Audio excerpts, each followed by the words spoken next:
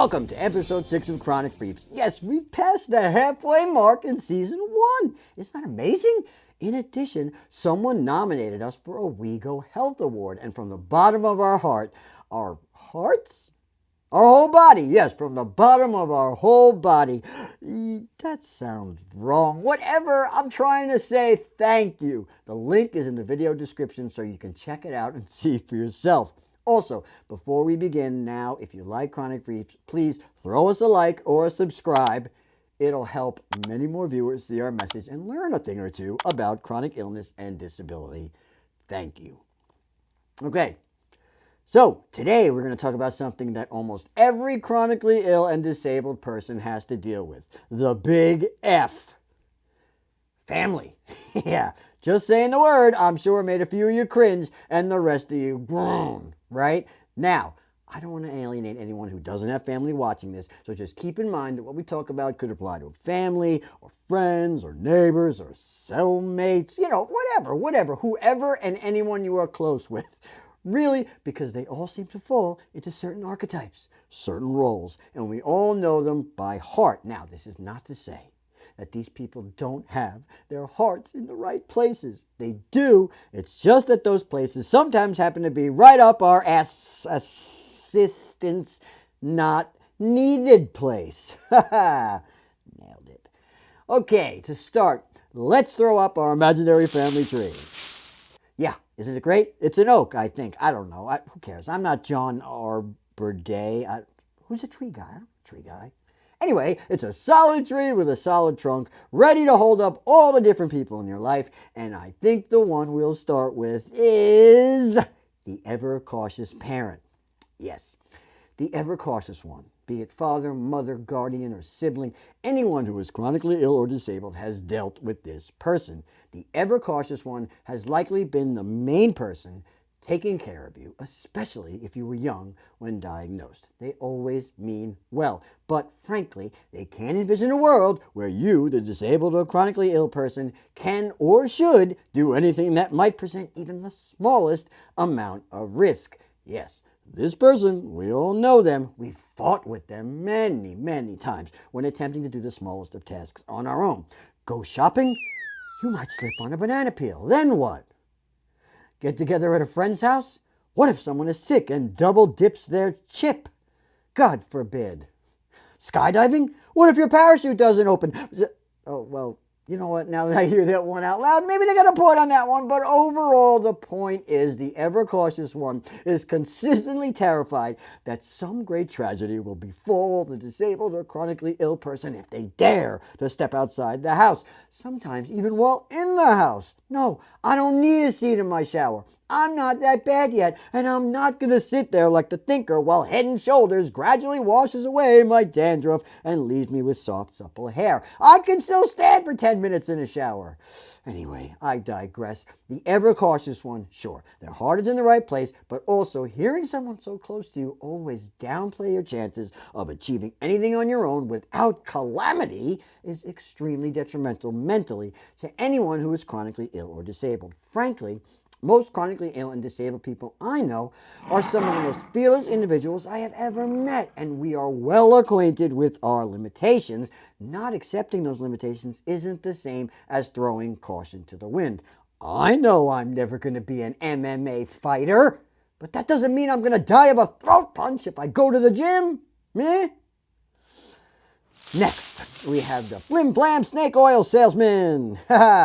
Be an uncle or a cousin or an in-law. We all have that one person who every single time you see them has some information on the latest and greatest internet-endorsed cure for what ails you.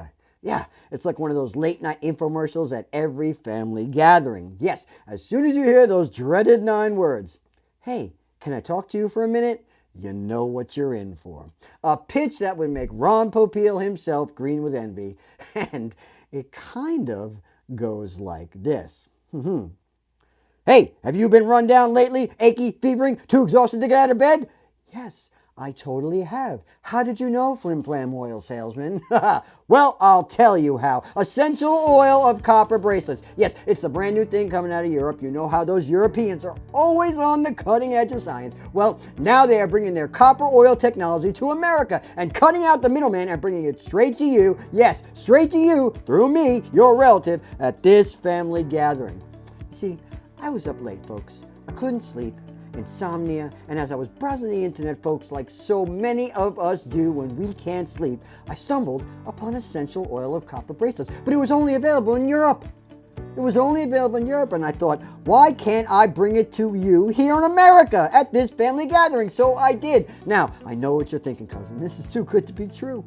It must cost thousands of dollars getting all those copper bracelets reduced into their essential oil components, but I'm here to tell you the scientists at the Copper Bracelet Oil Institute of America and Liberia.com have figured out how to do it right here at home with their patented copper bracelet oil diffusion infuser. Yes, it's true. Right here at home, you too can have the benefits of essential oil of copper bracelets. Amazing, folks. Yes, the infuser itself is made here in America using quality parts manufactured in China.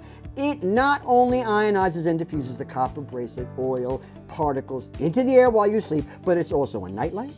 It plays white noise, it dispenses hand lotion, and it's handy in the kitchen too because it slices, it dices, it chops, it even makes julienne fries, folks. It even makes julienne fries. How about that for a deal? Yes. So, cousin, now that you know, how many will you be taking? You know the person I'm talking about.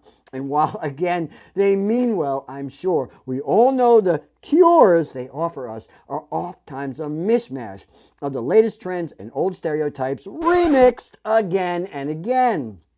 Finally, today we're going to talk about one other archetype that isn't quite as harmless as the other two, but that's up for grabs. Anyway, it's usually a sibling, maybe a parent, or even a close friend. This person is the everything is about me, even when it isn't individual. You know what? Why don't we just call them Mimi for short? Get it? Mimi? You know who I mean.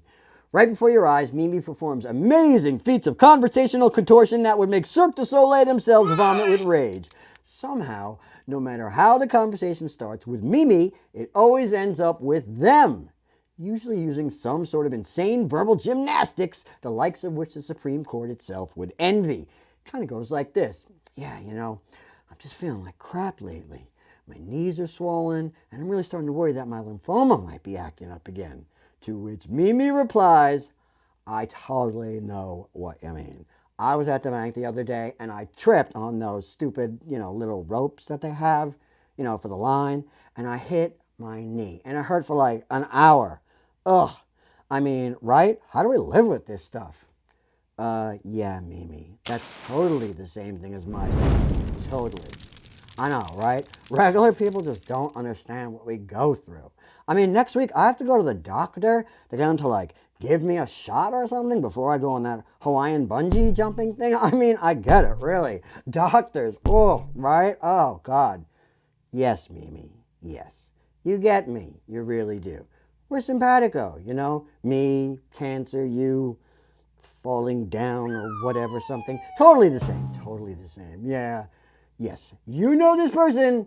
We've all met this person. It's like they can't stand being out-pitied, so they have to crash your pity party, which is a party, as we all know, that most of us aren't attending by choice in the first place. God forbid, though, that Mimi, the everything is about me, even when it isn't person, not be able to co-opt your misery using their decidedly not anywhere near as miserable comparable experiences. Huzzah. Look, there are more roles that I have not time to talk about today, but rest assured we will cover them at some point in another video. And look, none of this is to shame family members or insinuate that they don't care about us. The opposite, in fact. I think people do most of this stuff from a place of caring. It's just that it gets kind of, let's call it, distorted along the way. So remember that the next time some family member corners you. Look, like I said, if you like this video and you like Chronic Beefs, please throw us a like, a share, a subscribe. It'll help get our message out to more and more people and help the cause of chronic illness and disability the world around. That's a wrap on episode 6 of Chronic Beefs. As always, be kind, yes, rewind, keep on keeping on, and we'll talk soon.